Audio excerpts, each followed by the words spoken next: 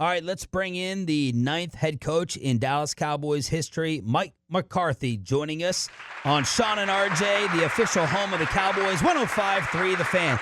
Good morning, Coach. How are you? Good morning. I'm doing well. How are you two doing? We're doing pretty well. Looking forward to a long run of interviews throughout your coaching tenure here. Mike, what did you need to hear from the Joneses to sell you more on this job? Obviously, you wanted it, but what was important for you to hear from Jerry and Steven in order to make you feel even more comfortable coming here?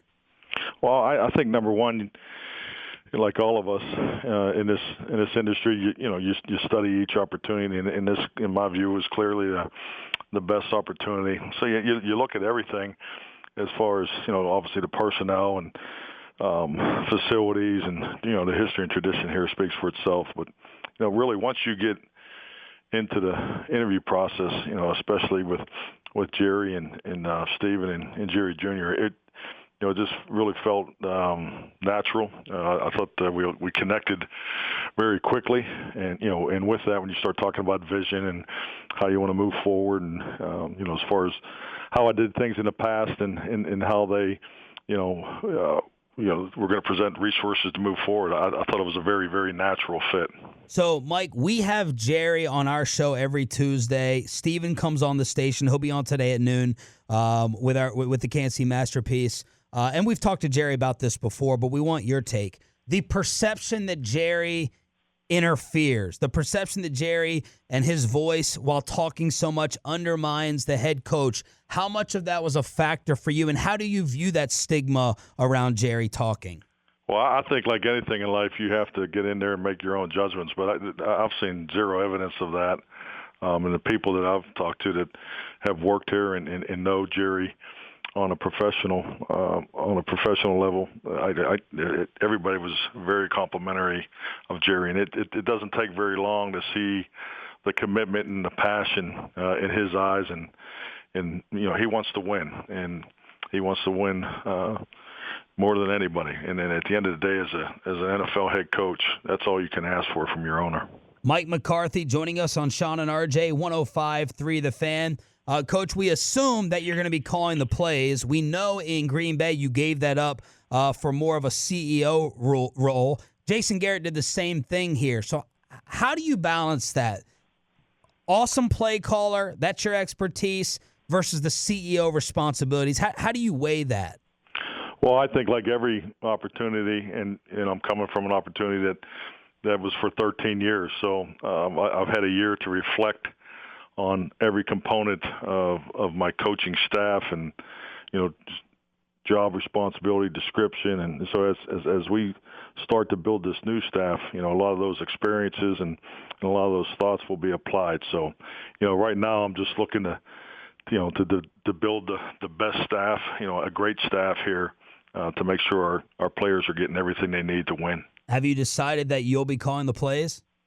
Well, like I said, we're looking at everything, and I love calling plays. So, but once again, every decision that will be made will be in the best interest of the Dallas Cowboys. Coach, how different is your scheme compared to the one the Cowboys have run? Well, I think scheme is a little bit overrated, because I'm more interested in make sure we are fitting everything to our players. I think the personnel, operation and how you're able to be involved in that process is a great opportunity for myself and my coaching staff. So I'm really looking forward to talking about the profiles of what a Dallas Cowboy player looks like, and adding to this to this excellent roster that we already have. So so when we do that, I think a lot of things will move forward from that. So over your time with the Packers, you were about 60-40 pass to run ratio. Was that because of the players that you had, like with Aaron Rodgers, or is that something that you just kind of believe in that and you'll continue that here? Well, I'm a believer that how much you run the football and how much you pass it really is it's an expression of your whole football team. At the end of the day, from a coach's perspective, we're going to do what we feel we need to win, and that's putting our players in the best position to be successful. And it's really, Aaron Rodgers is a great player, so you give great players as many opportunities as you can. So I never really was concerned about what the numbers look like, because at the end of it, you have to run the football in this league to be successful. So, and if you run at 40% or if you run at 50%, at the end of the day, is the quality of it is what's most important. So, with Dak Prescott, obviously, this offensive system will be built to make the quarterback successful. That's how the West Coast offense was designed, and that's something that has been carried over in every offense that I've ever been a part of.